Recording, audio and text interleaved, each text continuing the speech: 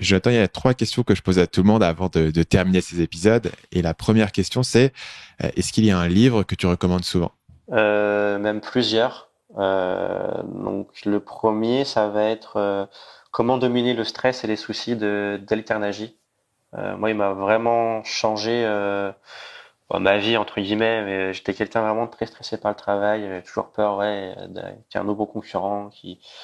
J'étais vraiment très très stressé par le travail. Ça m'a même coûté un séjour à l'hôpital une fois. Et depuis que je l'ai lu, bah voilà. Alors, pas que je m'en fous hein, s'il arrive quoi que ce soit, mais on va dire que c'est- je sais, je réagirais pas de la même façon. Donc si oui, je devrais sélectionner un livre, ça serait celui-là. Comment dominer le stress et les Tu soucis. l'as lu à quel moment, ce livre?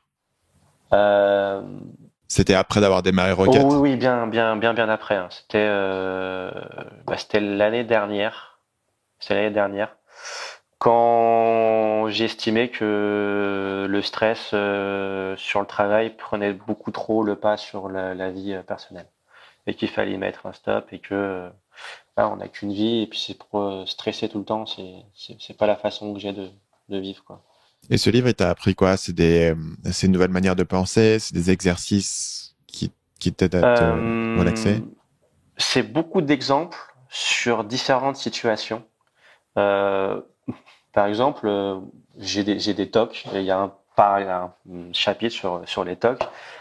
J'ai des tocs à la con qui sont de toujours mettre mes chaussettes avant de mettre mon short parce que sinon et là j'ai l'air qui se moque toujours mettre mes chaussettes avant de mettre mon short parce que si mes chaussettes après mon short il va m'arriver quelque chose de mal dans la journée quoi et et voilà il y a un chapitre là-dessus sur comment combattre les tocs. Il y a un chapitre par exemple sur les probabilités. Par exemple il y a des personnes qui vont être stressées parce qu'au bout de 2 minutes après d'être partis, ils se posent la question est-ce que j'ai fermé ma porte? Et du coup, bah, tu vas y penser toute la journée, je vais me faire cambrioler, machin, etc. Mais l'un des exemples du livre, c'est calculer la probabilité que cela arrive. Vous habitez dans un appartement. L'appartement, dans un immeuble. L'immeuble, il y a 100 portes.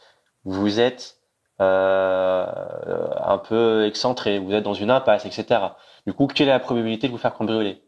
Si vous êtes dans une impasse, dans un immeuble, donc les cambrioleurs n'aiment pas généralement les impasses, vous êtes dans un immeuble avec 100 appartements, avant qu'ils trouvent le vôtre, il y a très faible probabilité que vous allez être cambriolé, quoi. Donc du coup, bah, ça permet ok, j'ai très peu de chances d'être cambriolé, donc je vais un peu déstresser. Enfin, il y a vraiment, enfin, c'est des chapitres sur plein de choses. Par exemple, il va arriver par rapport à la société, par exemple. Euh, comment ça s'appelle déjà j'ai plus le truc en tête. Mais en gros, il nous demande de nous poser 3 questions. En fait, si on peut accepter, voilà, c'est si on peut accepter le pire. Et en acceptant le pire, des fois, on trouve même des bonnes choses à ce qui pourrait arriver. Donc la première question, c'est est-ce qu'on accepte le pire? Qu'est-ce qui pourrait arriver de pire, par exemple, pour ma part, ça serait que l'entreprise coule. Est-ce que je suis prêt à accepter ça? Donc déjà, la première étape est d'accepter ça. Une fois que tu es prêt à accepter ça, il faut que tu tires quel pourrait être le bénéfice de tout ça. Bah oui, maintenant que j'accepte ça, déjà, l'exercice qui te donne en faisant ça, c'est si tu arrives à accepter le pire, bah déjà, t'en stresses plus. Si tu l'acceptes, c'est plus une source de problème. Et après, si tu l'acceptes, il te demande de faire un autre exercice, bah ça me permettrait de me réorienter sur autre chose. Je peux rouvrir un restaurant. Enfin, tu vois, enfin, ça te permet d'élargir des choses, enfin, de penser à des choses dont tu n'aurais pas forcément pensé, dû au stress. Et du coup, le stress que tu as par rapport à ça, tu es toujours fermé. Le fait d'être fermé, bah tu vois moins les horizons que tu pourrais avoir en fait. Il y a aussi un effet intéressant d'être capable de mettre le doigt sur quelque chose. Il y a un peu un côté où quand t'y penses pas trop et tu veux pas y penser parce que ça te stresse, donc t'évites d'y penser et t'as un peu ce truc un peu nébuleux qui est là où tu te dis il y a une catastrophe qui pourrait m'arriver mais j'ai pas trop envie d'y penser ni de penser à ce que je ferais si ça arrive.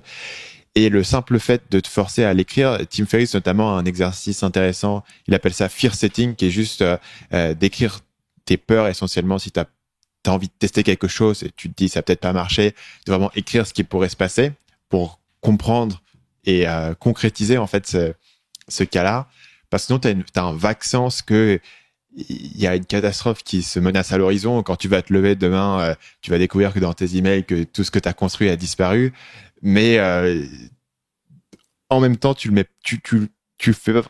pas vraiment le nommer. Et donc du coup, c'est un truc un peu vague qui a l'air ultra terrifiant. Bah, c'est comme dans un film d'horreur où dès que tu as montré le monstre à l'écran, bah, il fait déjà moins peur. Donc il faut le planquer pendant le plus longtemps possible. Tout à fait.